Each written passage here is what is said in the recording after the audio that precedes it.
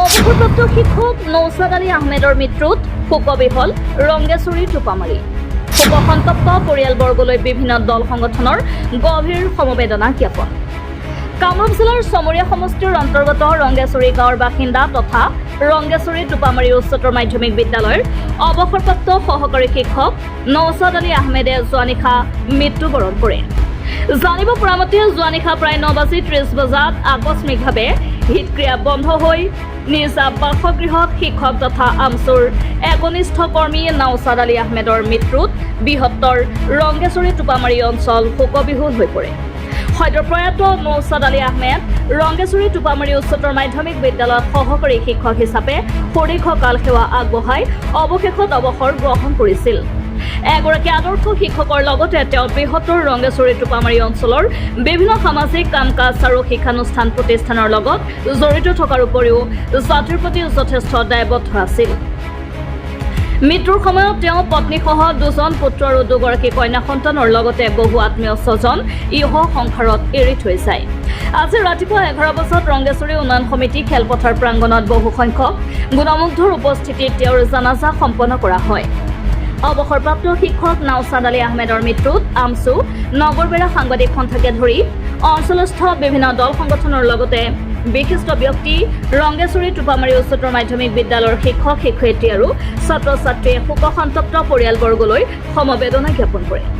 আজি আমাৰ অতি সন্মানীয় এজন ব্যক্তি অৱসৰপ্ৰাপ্ত শিক্ষক আজি আমাৰ মাজৰ পৰা চিৰদিনৰ কাৰণে বিদায় ল'লে। আজি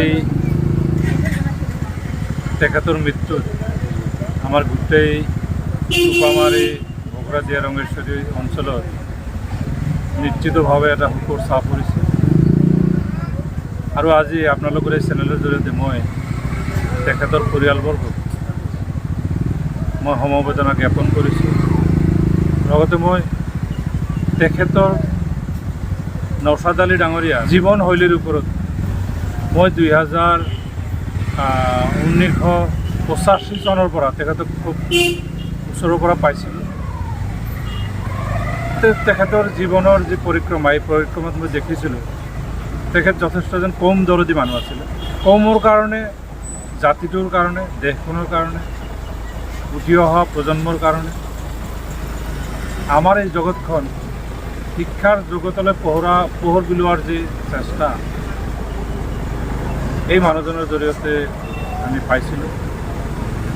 সংখ্যালঘু আন্দোলনৰ সময়ত তেখেতৰ সংখ্যালঘুসকলৰ প্ৰতি যি ভূমিকা, তেখেতৰ যি অৱদান, মই এজন প্ৰাক্তন আমচুৰ সাংগঠনিক সম্পাদক হিচাপে মই তেখেতক আজিও মই পাহৰিব পৰা নাই।